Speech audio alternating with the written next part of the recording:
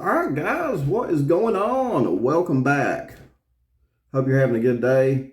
Today's video, I'm going to follow up on a story I was talking about yesterday, and I'm going to discuss some things that's been on my mind in the Summer Wells case as I'm listening to some stuff that people are talking about still. But before I do, check this out, guys. Did y'all know that Bath and Body Works made men's fragrance? I love me a good body spray, but it's hard to find a body spray that doesn't smell like alcohol, or just some kind of cheap aftershave. But love this stuff. It's from Bath and Body Works. I thought it was just mainly a woman's store, but I guess I was wrong. It smells good. And also, I'd like to give a big shout out to my buddy. He started him a new YouTube channel. So if you guys are wanting to improve yourself physically or mentally, he's got a great lifestyle channel. So I'll leave a link to it below if you want to go check him out. He's started him a lifestyle channel, and again, whether it's mentally or physically that you're looking to improve, great guy to listen to. Got some great tips and some great pointers. So, again, I'll leave his channel link in the description below if you want to go check him out. Great guy. All right, so let's get into it. So I told you I was doing a story yesterday. If you didn't get a chance, it's the video before this one. If you want to go look at it, there was a little 11-year-old boy, and this happened back in I think 2015, guys. Nothing recent, but a little 11-year-old boy got into an argument with an 8-year-old girl and went and retrieved a shotgun out of the closet of the trailer. And yeah. So I told you, as we was talking about yesterday, I told you I'd try to find out what happened to him, because I was like, is this a case where they would try to rehabilitate him because he's 11? So I done some research, and yeah, they found a place for him, and he was going to stay basically in custody until he reached the age of 19, and they would rehabilitate him and all that. So, and I did find actually a news video that actually talked about the day it happened. And let me play that for you guys, because it's when you hear, when you hear about it, from my perspective, and just reading like a little bitty news article on it, because it did involve minors.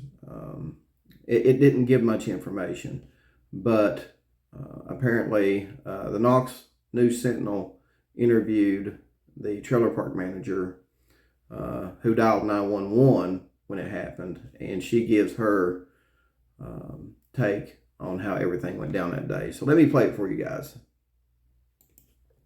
We was in the house watching the Tennessee game and heard the bang, came out. The family was running to our porch yelling, "He shot my baby, he shot my baby." Immediately, I got my phone, called 911. We came out. My husband had to guard the little girl until the rescue people got here. I was holding the family back, trying to tell them, you can't touch her, you can't touch her.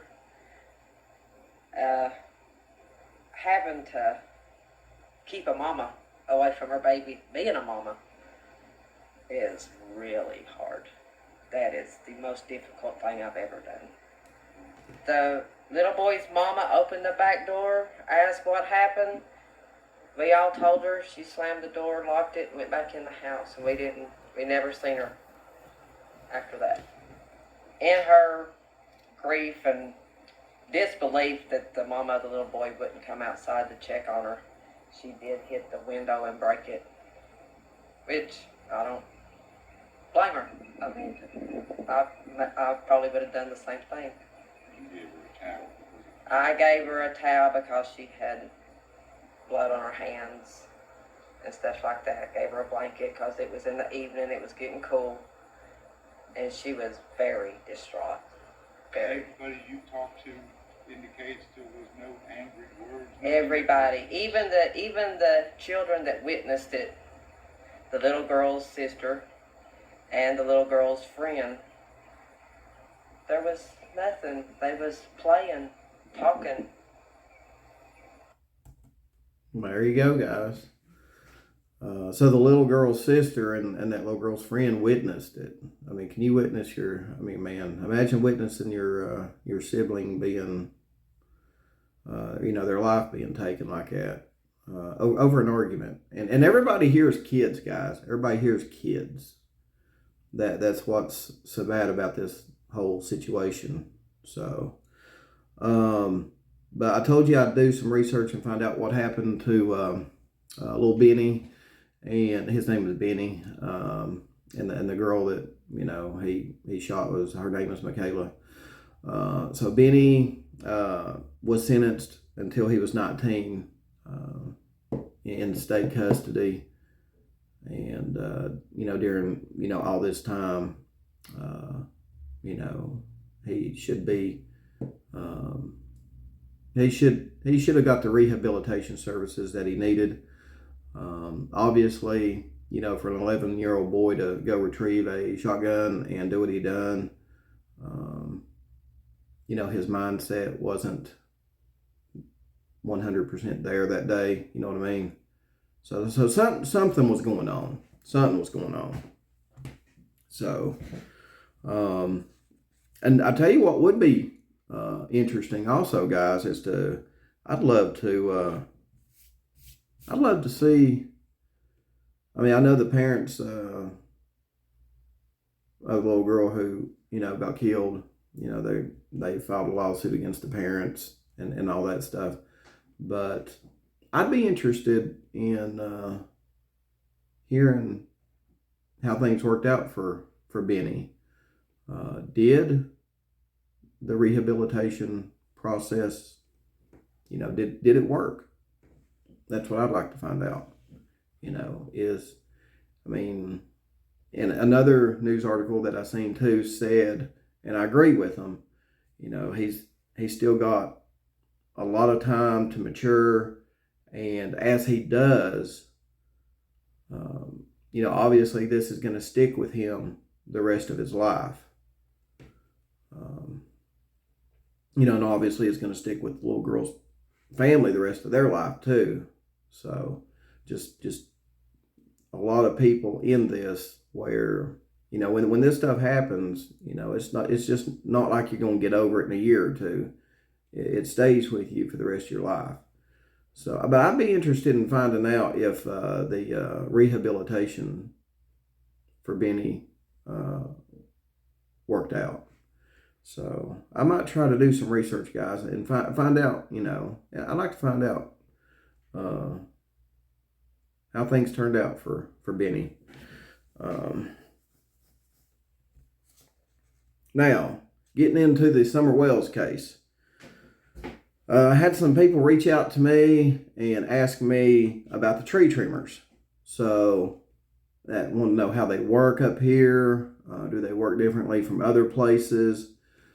They may, but I can tell you for a fact, because I know some tree trimmers. And this is pretty much how they work. They normally meet at a location, not where they're working, but near where they're working, because they'll try to find like a vacant lot next to a gas station or something like that, where they'll park their trucks. The trucks with the booms and stuff that they work in. They'll find a place like that near where they're going to be working in the area. And a lot of times they'll meet at that location around 6:30, 7 a.m. And more likely around 7 a.m., I'd say. Because the ones that I know of, they had to be on the job site with the trucks and ready to work at 8 a.m. So a lot of times they'll meet where their trucks are parked. They'll drive their personal vehicle, and, everybody will jump in these trucks. Normally they park like 7 trucks there. They'll all jump in the trucks, and then like a convoy of trucks, tree trucks, and they'll go to wherever they're working. So you probably had 4 trucks, if that, driving to Beach Creek that day to do all the work on the trees on Beach Creek.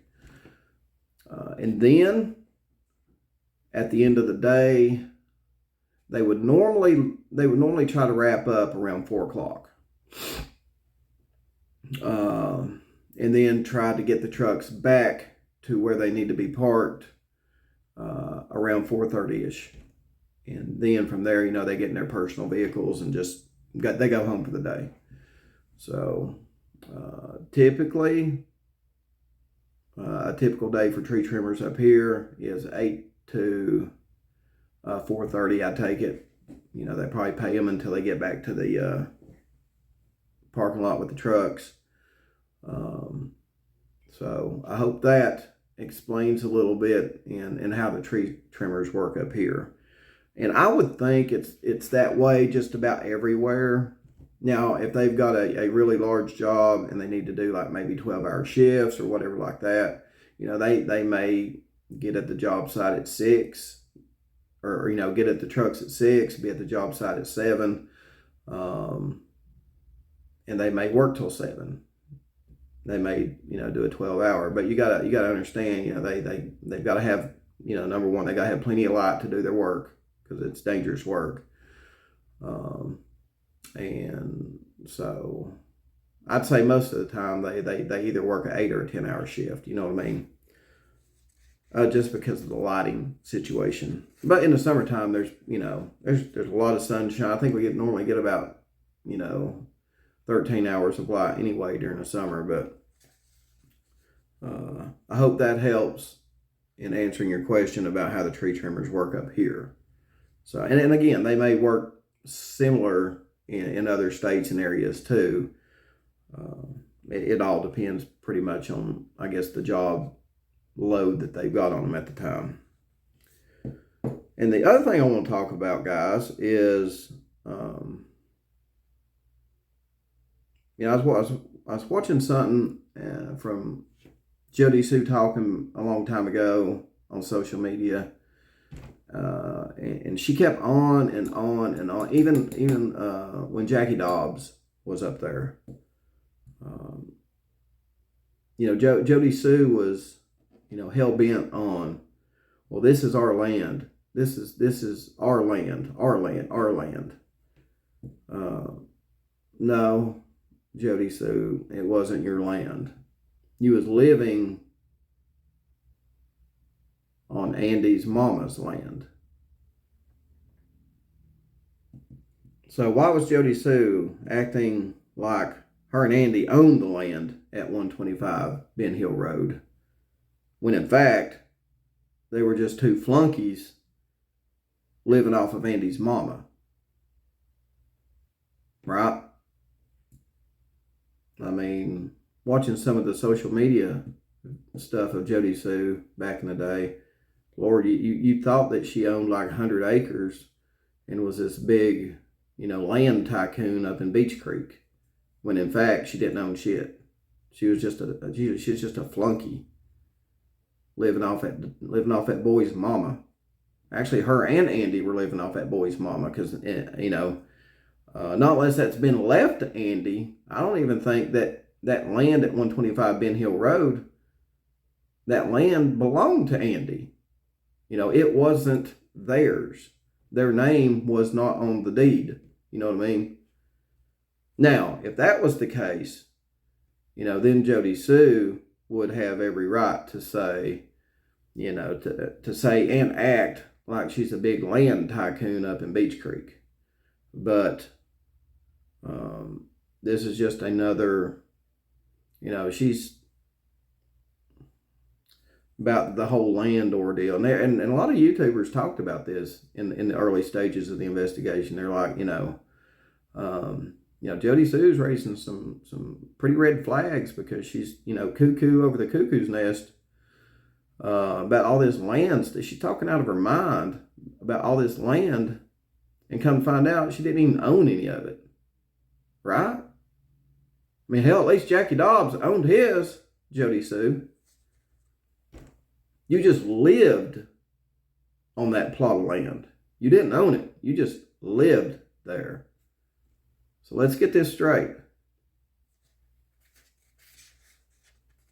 I mean, can you show us a deed with your name and Andy's name on the deed at 125 Ben Hill Road? I mean, if you can, I'll be more than happy to apologize, but let's, people want to talk about facts here in this case. The fact is, in my opinion, unless I can be proved differently, Jody Sue never owned the land at 125 Ben Hill Road. And just like now, she may, I don't know. I think where she's living at now, she probably don't even own that land either. She's just shacking up there in an RV.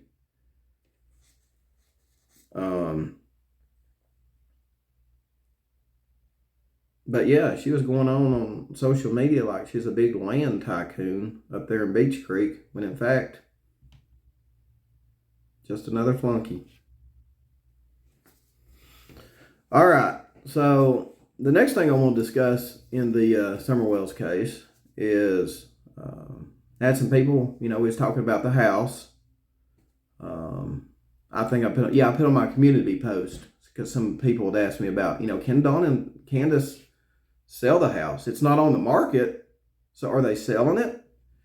And I got to doing some research. Comes to find out that yes, you can sell a house without it being on the market. Okay. And it's not uncommon for houses to be sold by word of mouth. In fact, a lot of high profile houses, land, stuff like that, there's actually some benefits to it. And let me go over here. I've done some research here.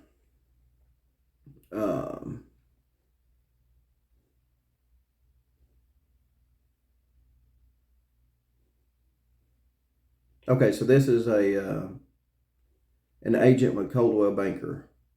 And she says, when it comes to selling a home solely by word of mouth, flexibility on the price is the most important factor to remember. Other pros include limited showings.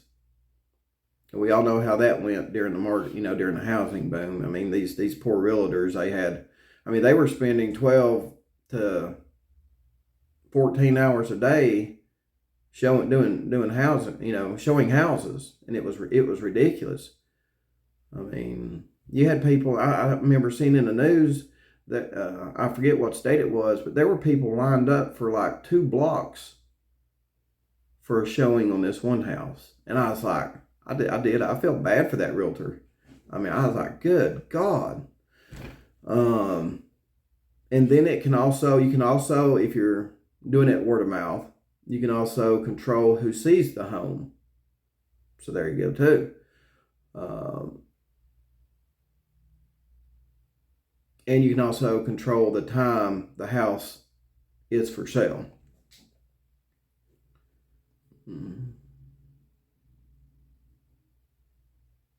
And the cons to it would be less profitability, home inspection issues, and getting to the closing table and finding a qualified buyer.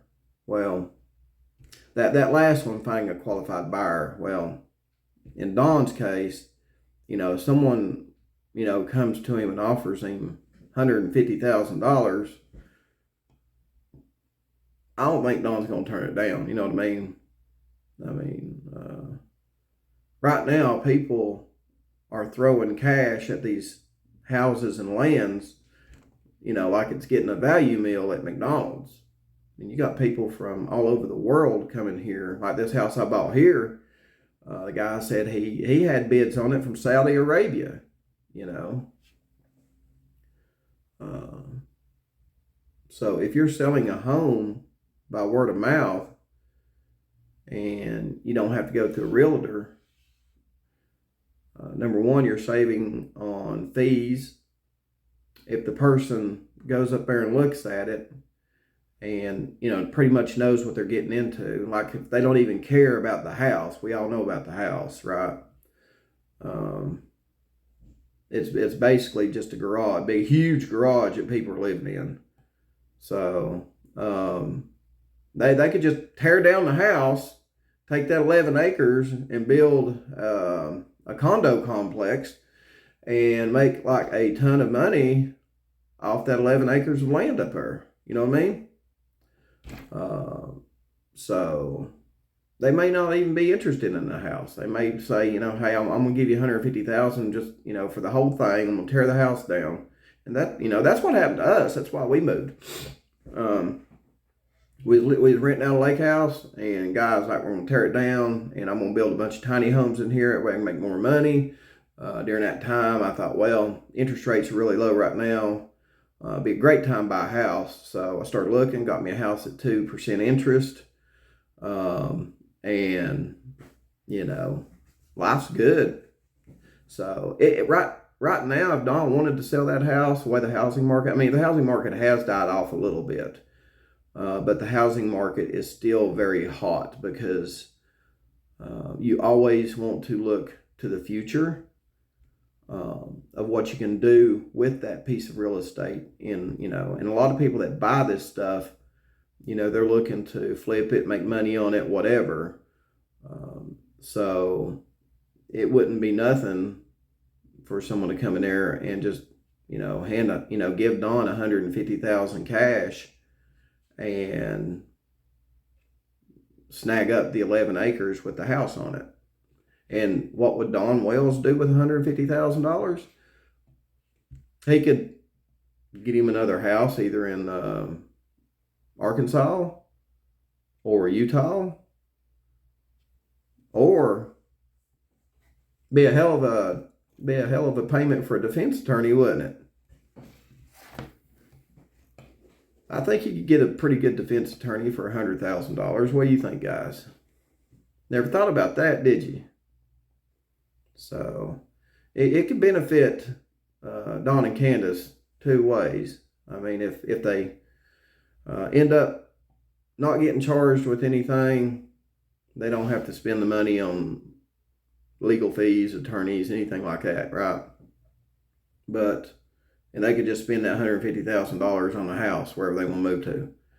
But if, you know, time comes and, you know, they have to answer and, you know, they get, you know, law enforcement proves that somehow they're responsible for Summer's disappearance and they're starting to face some legal consequences, then they might want to look at, you know, maybe putting that $150,000 towards a decent defense attorney. You know what I mean? So never thought about that. Right. So, well, that's it for now, guys. Hope you enjoyed the little episode. Let me know what you think. Drop some comments below on, you know, the little boy in white pine that, you know, shot the little girl. Let me know what you think about me wanting to find out if the rehabilitation worked out for him. I would really like to know how that worked out, because I've never really looked into how that stuff works, how it worked out for people. And this being local, it'd be a good opportunity for me to, you know, get in there and find out and do some interviews and find out, you know, hey, did this work? Maybe interview, you know, the family of that little girl and see how they're doing now. You know what I mean? Be interesting, guys. I probably will try to follow up on that, but it's a touchy issue. So, yeah, bear with me on that one. Okay, guys. And then drop some comments on the tree trimmers, because I got a lot of people asking me about how they worked. I hope that answered your questions on the tree trimmers. Let me know what you think about Jody Sue acting like a land tycoon up in Beach Creek when really, in fact, she was just, her and Andy were just two flunkies living off of Andy's mom. In fact, Jody Sue, as far as I know, to this day, like right now, as she's making YouTube videos, doesn't own any land. Now, she can prove that she does own land.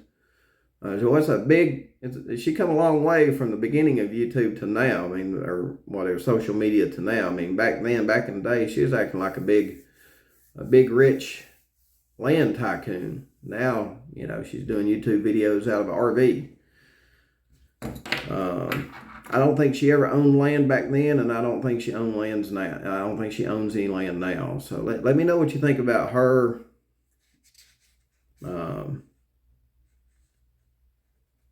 You know, flapping her gums about all this stuff going on now. I mean, a little weird, yeah. And then comment on what you think about Dawn being able to sell the house by word of mouth. So a lot of people told me that, you know, hey, he's not selling the house because it's not on the market. And I'm like, well, it doesn't really have to be on the market for him to sell it. You know, there may be some dude in Greenville, Kingsport, Johnson City, Saudi Arabia. You know, there may be a developer somewhere that, you know, that they'll be, you know, $150,000 to them is like, you know, going to Red Lobster for me and you. You know what I mean? So let me know what you think about that, guys. So I hope you found this video useful.